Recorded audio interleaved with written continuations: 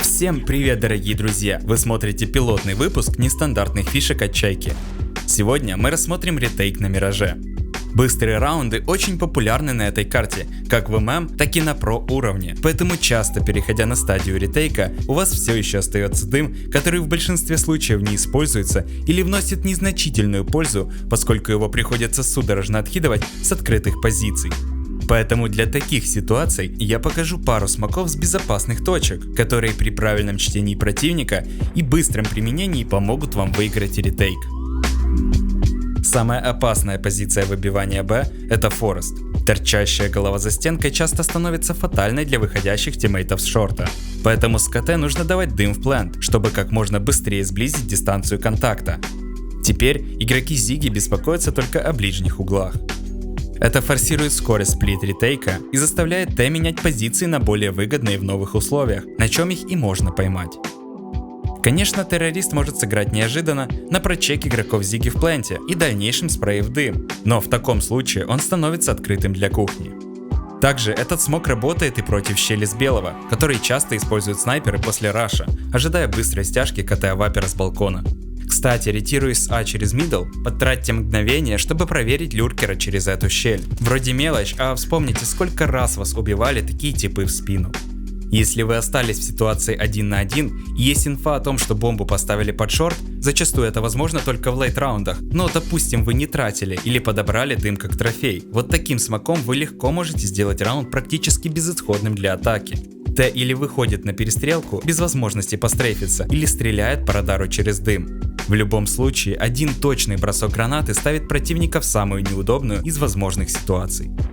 В ретейке А против быстрых раундов следует изолировать яму и ковры, поскольку в равной ситуации террористам выгоднее всего играть пассивно.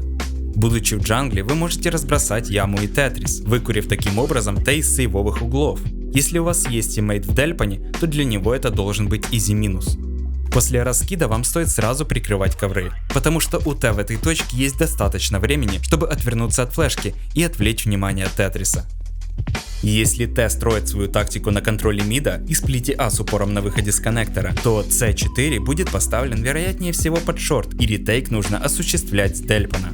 Для изоляции точек вероятных позиций Т мы даем смок с угла на спауне. С дельпана мы можем отрезать коннектор вместе с моменталкой, которая поможет выгодно синициировать ретейк, отогнав по углам ожидающих вас Т и в дальнейшем сократить дистанцию перестрелки. Следующий смок не получится сделать с первого раза. Его нужно упорно оттачивать на тренировках, чтобы в клатч ситуации не умереть с гранатой в руках. Вы даете дым в закрытую, и пока он рикошетит, вы уже готовы принимать Т, который может забайтиться на звук ударов смока об стену, или подготовить моменталку, под которую будете дефить. Даже в случае фейка вы увидите выходящего с ковров первым, а если он решит спреять находясь в дыму, то у него практически нету шансов выжить от ответного огня. Бонусом я хочу показать, как забайтить игрока вблизи джангла.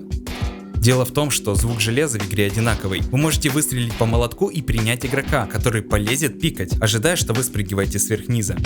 Не забывайте саппортить своим тиммейтам. Например, такой флешкой вы обезопасите выход с коннектора, ослепив позиции в пленте А. Эти гранаты просто обязаны быть на вашей памяти, и я обещаю, что винрейт ретейков на Мираже у вас подымется в разы. Также, если вам интересно, каким образом я накидывал себе гранаты, то оставляйте свои комментарии, и я обязательно сниму гайд о том, как с помощью сохранения траектории полета гранат высчитать тайминги смоков или затестить эффективность моменталок. А на этом у меня все. Спасибо за ваше внимание и до новых встреч через какое-то там количество времени.